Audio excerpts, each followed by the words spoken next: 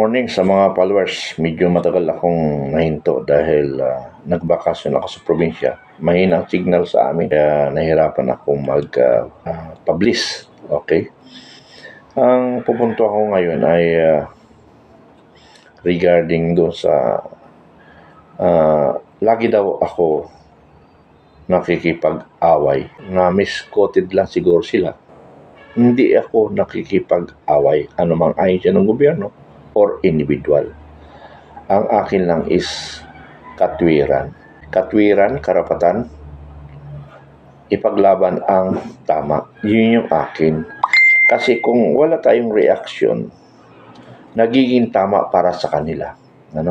Nagiging tama sa kanila. Kung wala tayong reaksyon, hindi tayo bumibigay ng opinion, nagiging tama sa kanila. So, dapat gawin natin yung tama. So, never ako makipag-away. Kasi matanda na ako. Nag-retired na nga ako. Tapos na ako sa labanan. Ulitin ko na naman. Mula ako 14 anyos, nakipaglaban na ako. So, ibig sabihin, retired na ako. Ang gusto ko lang mangyari, yung mga nakikita kong mali, dapat itama or katwiran. Hindi ibig sabihin na nagbigay siya ganito dahil yun ang opinion, yun ang kaalaman niya. Sa isip niya o sa opinion niya, tama siya. So, dapat sagutin natin. Yun yung point ko doon. Mayroon isang case regarding sa pagpaparada or masabi natin mga illegal parking. Yung sa akin, nasita ako or naninita ako. Ako na lang yung sinita. Dahil nga, yung dati kong naparadahan ay wala na. So, nakiparada ako doon. Yung unang nagsita sa akin or nakiusap, kung po pwede alisin ko yun dahil nahirapan siya maniobra. Sabi niya, dito na lang po kayo magparada kasi anyway, hindi naman ako nagpaparada dyan. So, meaning nagparada ako, ilumampas yung aking ulo sa kabila. Pumunta rin. Yan. Pwede ba pakialam sa sasakyan dahil nakakaabala? Nung tinignan ko talaga naman nakakaabala. Kasi sa harapan nila Pero sabi ko, kasi ang isang kanya doon is gagamitin nila tambakan ng buhangin kasi nagpapagawa. So, nagpanting ang tainga ko. Yun pala ang dahilan. Ngayon, pumasok sa isip ko, alin ang mas tama? Pero ano kumali Alin ang mas tama? Yung sasakyan ang gagamit sa kalsada o yung buhangin? Hindi siya nakasagot. So, dapat pag-usapan natin sa barangayan para maipaliwanag natin sa ating bawat isa na sino ang may mas karapatan. So, yun yung point ko doon. Kasi kung magbibigay sa opinion, hindi kami magkakasundo talaga. Kasi tama siya. Sa isip ko, tama rin. So, dapat mayroon na mamagitan. Yun ang point ko doon. Hindi away ang habol ko. Katwiran. Para maging tama, yun dapat tamang gawin o salita. Okay. Napag-usapan kasi namin. Harapan kasi namin to. Yes, harapan nyo yan. Pero hindi nyo pag-aari. Pag-aari ng publiko. Kasi daanan yan. Ang private property lang, mula doon sa inyong bakod, sa harapan nyo lang. Pag kalsada na, wala na kayong karapatan dyan. Ang may karapatan dyan, enforcer or barangay. Ang may karapatan sa iyo. Or ang manita. Now, itapat nyo, gilid nyo. Siyempre, normally, pwede nyo sitahin yan. In the nice way. Kasi hindi nyo nga inyo yan Temporary lang. Hindi sa inyong pag-aari yan. Okay lang naman kung sinasita mo nga, nakaabala sa'yo. Pagdaan mo, nakaharang. Talaga pwede mo sitahin yan. Pwede yan. Pero kung hindi ka naman naabala sa pagdaan, wala kang karapatan manita. Kasi hindi mo nga pag-aari, wala kang titulo ng lupa na yan. Kasi kalsada yan. So, yun yung katwiran doon. Okay? Hindi ka nga okay lang kung naglinis ka. Nilinis hindi nga malinis marumi, madamo lahat.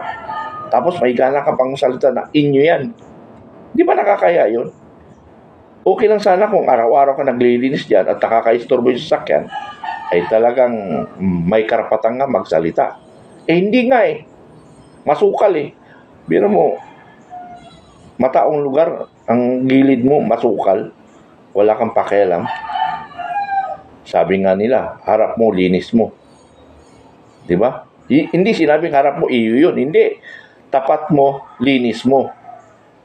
Yun yung nakalagay doon. Pero hindi tapat mo, iyo yun. Hindi, wala nakalagay doon. Wala kang mabasa ng ganun.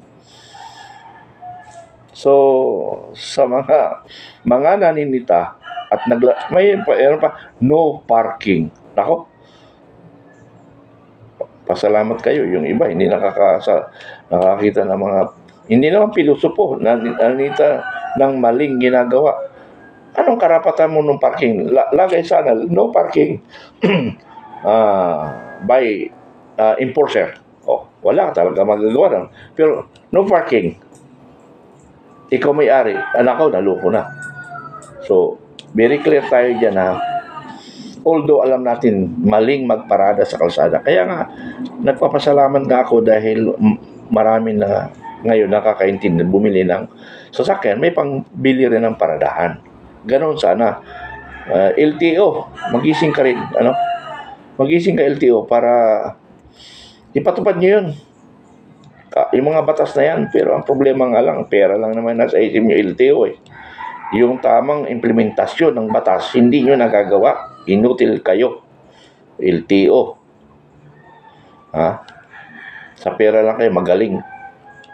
Okay, so much for that. So sabi ko, ulitin ko, ang pinupuntuhan ko dito ay hindi ako nakikipag-away. Gusto ko lang maging tama ang maling pananaw ninyo. Sabi ko nga, illegal parking is illegal nga. Mali. Pero mas mali kung lagyan mo ng buhangin tambak sa harapan mo. Mas mali yun. Mas mali yun. Paras nga mali, pero mas mali. Okay, so much for that. Hindi nyo pag-aari ang tapat ninyong kalsada. Hindi nyo pag-aari yan. Kung gusto nyo, para hindi kayo makipagsagutan, i-report nyo na sa barangay na ayaw namin magpaparada dito. Mas maganda pa yun kasi wala kang magawa kapag barangay pumunta sa'yo Pero kung ikaw, anong dahilan mo? Hindi ka naman siguro naabala. Kung nakaharang sa daanan mo, ay pwede mo nang direktahin. Sabi nga, magkakapitbahay. Tama, magkakapitbahay nga Pero magkakapitbahay parang hindi naman tama yung sabihan mo alisin. Mali yun. Mali yung salita na yun. Pwede ho ba na kung pwede may mahanap kayo malipatan, ilipat lang muna. Ganon mas maganda. Hindi alisin. Ano yan? Pag-aari. Abol ko lang. Nung nawala ang ating Pangulong Duterte, nawala na rin yung clearing sa area. At wala rin nagpapatupad. Hinayaan na yung mga illegal parking o anong paman. Ano bang klaseng pamunuan tayo ng gobyerno? Biro mo, Pangulo pa ang nag-iisip sa problemang barangay? Di ba barangay official ang kumikilos dyan? Ordinansa ng barangay?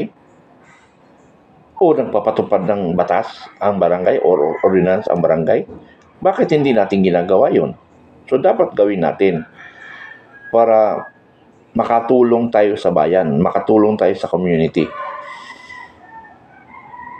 Tandaan natin, ulitin ko, ang harapan ninyo na daanan ay hindi nyo pag-aari. Okay, bibigyan ko ng example kasi parang hindi nyo naintindihan Subukan nyo sa highway. Sa highway, magbawal kayo.